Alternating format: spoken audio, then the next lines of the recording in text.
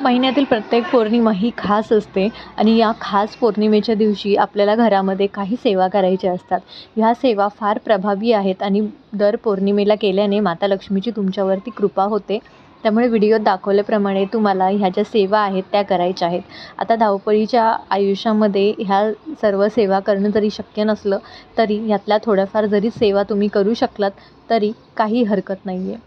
माता लक्ष्मीची कोणतीही सेवा करण्यापूर्वी नेहमी माता लक्ष्मीचं आणि गणपती बाप्पांचं आवाहन करावं, जेणेकरून तुमच्या आयुष्यामध्ये सुख, शांती आणि समृद्धी कायम नांदेल आणि तुमच्या आयुष्यात भरभराट होईल.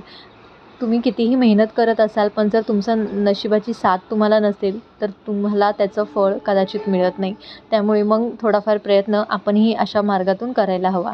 व्हिडिओ आवडला असेल तर व्हिडिओला एक लाईक द्या आणि चॅनलला सबस्क्राईब करायला विसरू नका.